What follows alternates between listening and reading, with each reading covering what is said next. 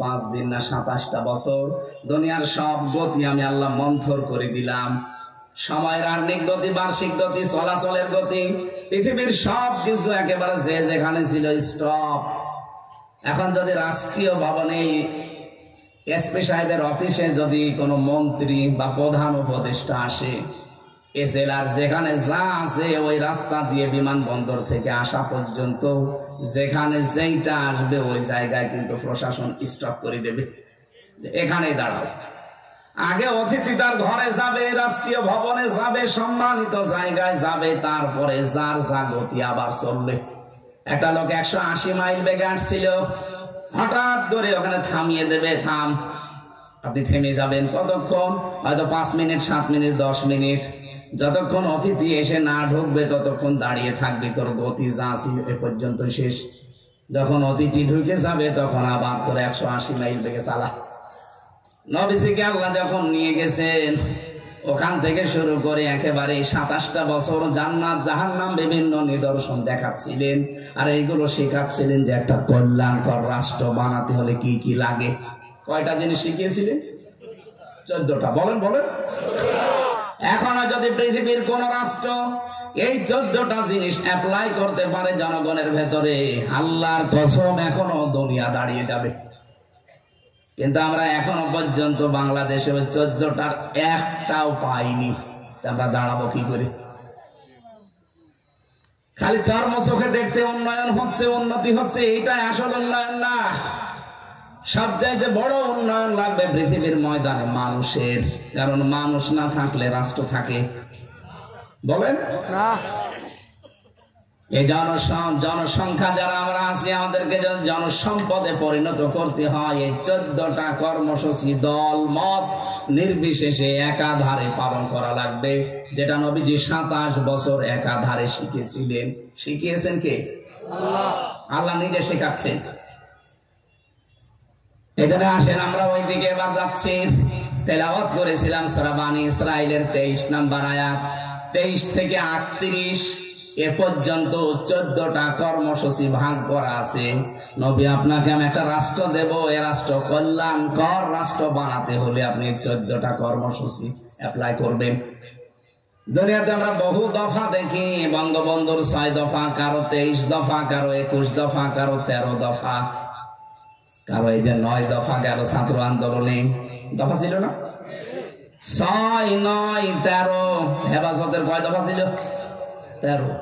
আপনারা ঘুমিয়ে পড়লেন নাকি? বঙ্গবন্ধু থেকে শুরু করে আমরা এদেশে দেখেছি বহু মানুষ শান্তি দেওয়ার জন্য দফা বানিয়েছিল। এদেশটা যেন স্বস্তি, শান্তি, নিরাপত্তা পায়, এই জন্যই তো এই দফাগুলো বানানো। আন্দাজে তো বানায়নি। ওনার 6 দফা, এ ছাত্র আন্দোলনের 9 দফা, এদের 9 দফা সবগুলো আমি মিলিয়েছি, কোরআনে কারীম থেকে নেওয়া আছে। আল্লাহ রাব্বুল আলামিন ওরা যে প্রথম জানিয়েছিলেন যে ওই ওয়ান জাস্টিস, যেটা কোরআনের প্রথম শব্দ, ইন্নাল্লাহা ইয়া'মুরু বিল আদলি ওয়াল ইহসান।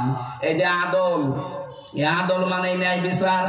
ওরা চাচ্ছিল আমরা বৈষম্য দূর করে ন্যায় বিচার কায়েম করতে চাই, আল্লাহ তো এটাই চাই। এখন এই দেশে কারো 6টা, কারো 9টা, কারো 13টা, কারো 21টা, কারো 23টা। আমরা এ পর্যন্ত দফা জানি। বিভিন্ন মানুষ দফা দিয়েছে, কিন্তু দফাগুলোতে কাঙ্ক্ষিত মানের শান্তি এখনো আমরা পাইনি।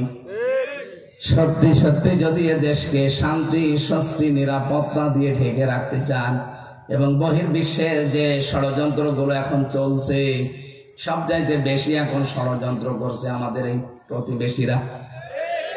পৃথিবীতে এত মিথ্যা কথা বলা রাষ্ট্র আর নেই। মাইক্রোসফট, এরা খ্রিস্টানরা চালায়। এরা রিপোর্ট দিয়েছে 257টা দেশ এই পৃথিবীতে আছে, যারা রিপোর্ট দিয়েছে সবচাইতে বেশি মিথ্যা তথ্য প্রচার করা হয় ভারতে।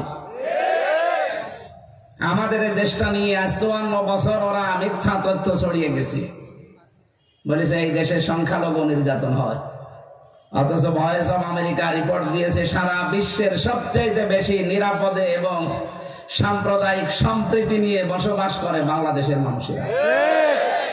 অথচ এই সারা দুনিয়ার মোড়লকেরা শোনাতো না যে এই দেশের সংখ্যালঘু নির্যাতন হয়। আমরা যারা এদেশে ধর্মীয় কাজ করি, ধর্ম প্রচার করি, তাদের প্রথম কথাই তো আমরা এটা বলি যেখানে যাই, যে একটা মুসলমানের মাথায় বাড়ি দেবেন, একটা গোনা হবে, আর কোন অমুসলিমের মাথায় বাড়ি দিলে 2টা গোনা হবে। কারণ এই দেশে আমরা 96% মুসলমান। মুসলমানকে মারলে গোনা হবে কয়টা? অমুসলিমকে মারলে গোনা কয়টা? কেন? কারণ একদিকে জুলুমের গোনা আর একদিকে আমানতের খেয়ানত করার গোনা। এটা এখন তামাম দুনিয়ার মোড়ল যারা তারা জেনে ফেলেছে। বিশেষ করে এই যে খ্রিস্টান মেয়েদেরকে, 2টা খ্রিস্টান মেয়েকে উলঙ্গ করে ভারতের উগ্রপন্থী হিন্দু যারা জঙ্গি, এরা হাঁটিয়েছে রাজপথে, উলঙ্গ করে হাঁটিয়েছে। ডোনাল্ড ট্রাম্প কিন্তু এটা জানে।